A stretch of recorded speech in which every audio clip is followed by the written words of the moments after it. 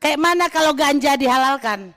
Ketika saya ke daerah ke Aceh, masyarakat Aceh bilang, kayak mana kalau ganja dihalalkan, dilegalkan, tetapi untuk obat-obatan medis dan diatur kegunaannya dengan baik. Karena ketika tanah Aceh itu sangat cocok untuk menanam ganja, sedangkan daerah lain seperti negara lain Thailand itu harga mentah saja 300.000 1 kilo.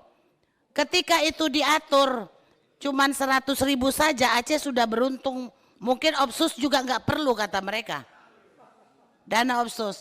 Jadi kami menitipkan bagaimana caranya ketika tanah Aceh itu subur dan ganja dibuang saja tumbuh, dan itu punya penghasilan atau punya sumber penghidupan di Aceh, tetapi diatur untuk medis, obat-obatan, dan sehingga menjadi sumber ekonomi di Aceh. Kami titipkan Pak, ini harus diprioritaskan karena ini sangat-sangat strategis.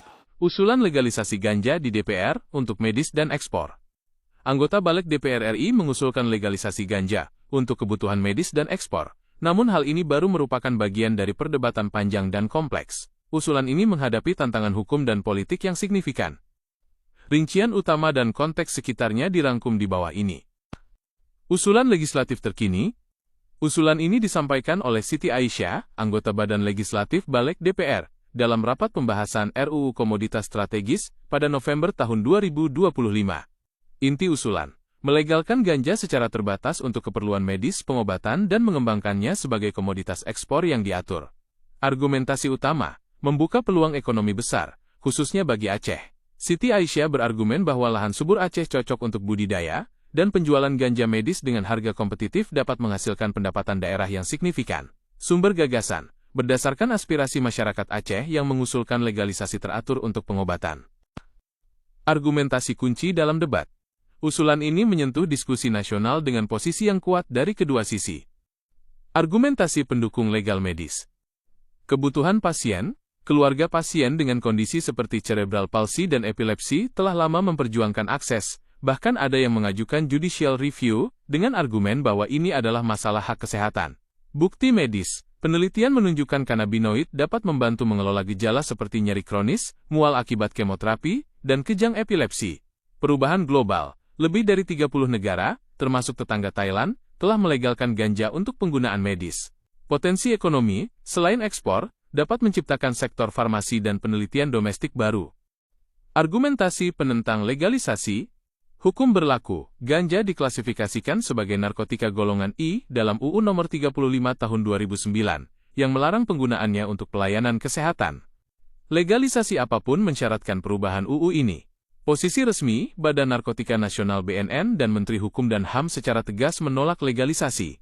Mereka menyatakan penelitian boleh dilakukan, tetapi bukan legalisasi untuk digunakan.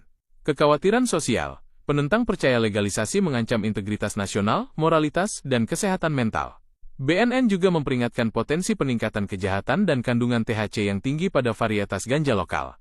Kekhawatiran regulasi. Ada kekhawatiran Indonesia bisa menghadapi tantangan regulasi serupa dengan Thailand, di mana legalisasi menyebabkan penggunaan rekreasi yang meluas.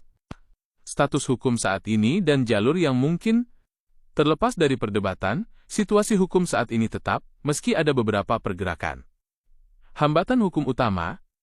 Penghalang utama adalah Pasal 8 UU Nomor 35 Tahun 2009 tentang narkotika, yang secara eksplisit melarang penggunaan narkotika golongan I, termasuk ganja, untuk pelayanan kesehatan. Jalur hukum potensial. Perubahan akan memerlukan tindakan legislatif yang kompleks. Revisi Undang-Undang Narkotika, mengubah status ganja dari golongan I ke golongan 2, dapat digunakan untuk terapi dengan pembatasan ketat, membutuhkan revisi UU yang harus melalui proses legislatif di DPR dan pemerintah. Pengaturan turunan yang ketat. Jika status hukum berubah, diperlukan peraturan teknis yang sangat ketat mengenai budidaya, produksi, distribusi, resep, dan pengawasan untuk mencegah penyalahgunaan.